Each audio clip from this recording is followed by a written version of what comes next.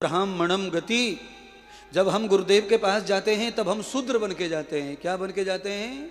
हमें कुछ नहीं आता, हम बेकार हैं, दुनिया के सताए हुए हैं, आप अपना लो अपना लो, हमारी ये जिंदगी है। तब गुरुदेव क्या करते हैं? गुरुदेव करते हैं उसे ब्राह्मण बनाते हैं। तद लक्षणम यथा ब्रह्म युक्ताम।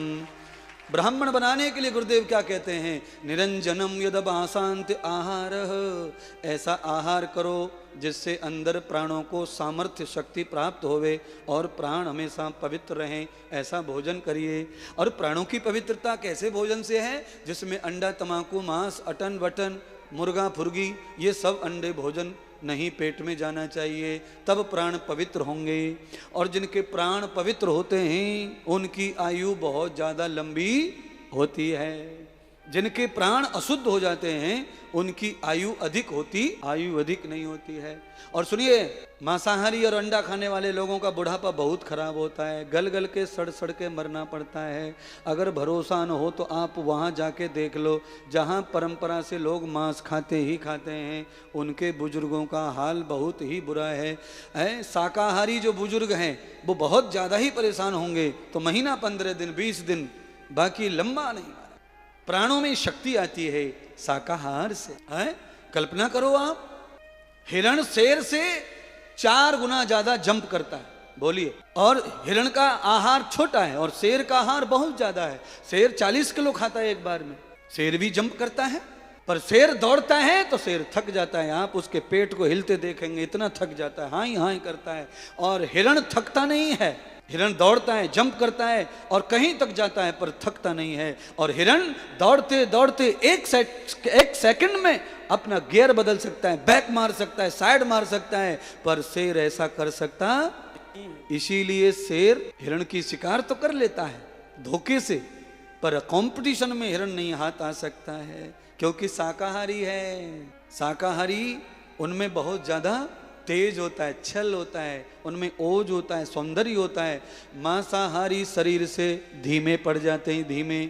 मांसाहारी आदमी का 40 साल के बाद शरीर धीमा हो जाता है, वो दौड़ नहीं सकते, तेज चढ़ नहीं सकते, तेज चल नहीं सकते, बढ़िया बोल नहीं सकते, बढ़िया देख नहीं सकते और बढ़िया सोच नहीं सकते और बिना गोली के रह नहीं सकते। गोली खानी पड़ेगी, लाल पीली हरी टेढ़ी मेढ़ी, फिर गोली खा खा के पिघलानो पड़ेगा पाप। रात को खा लो, सवेरे तक पिघल के चलते रहेगो हड्डीन में नसन में, फिर जमेगो। फिर सवेरे खाओ चाय कॉफी से पहले 2 टैबलेट, फिर थोड़ो पतलो हो जाएगो, फिर चलेगो।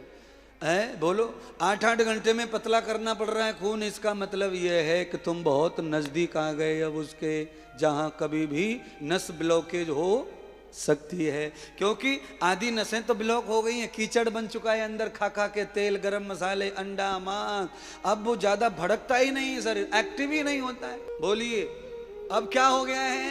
भैया 2 किलो दशहरी आम दे दियो, और भैया रत्नागिरी हापूस दियो। बोलिए महाराज। और सामने पेड़ पे लटक रहे हैं पर तोड़ने की औकात नहीं है महाराज।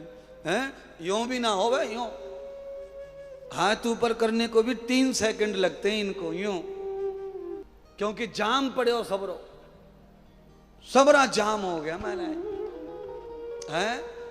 एकदम बढ़िया होना चाहिए, झंझनाहट होनी चाहिए शरीर में, क्योंकि शरीर 100 साल तक भी वृद्ध नहीं होना। ये मैं नहीं कह रहा हूं, मेरी मुसीबत क्या है? मैंने पढ़ाई बड़ी ज्यादा कर ली है वेद शास्त्रों की, ये मुसीबत है मेरी। सतम जीवेम सरदा सतम, सतम जीवेम सरदा सतम, सतम शृणुयाम सरदा सतम। भगवान वेद में लिख के गए हैं कि 100 साल से पहले घुटने में कोई प्रॉब्लम नहीं आएगा बेटे, ऐसी कंपनी की मार्का लगा के भेजी है। 100 वर्षों से पहले आंखों पे चश्मा नहीं आएगा बेटे, ऐसे चश्मा नहीं लगाना, आंखों में ऐसे लेंस लगा के भेजे हैं। पर घुटने गए, चश्मा लग गो, आंख गई, लग गो चश्मा। क्यों लग गया? क्योंकि शरीर का ध्यान ही नहीं दिया। कंपनी क्या करे? अरे 1.5 करोड़ की 1 करोड़ 35 लाख की मर्सरी आ रही है और दारू पी के मर्सरी चरावे वो तो मर्सरी का जिंदा छोड़ रही है।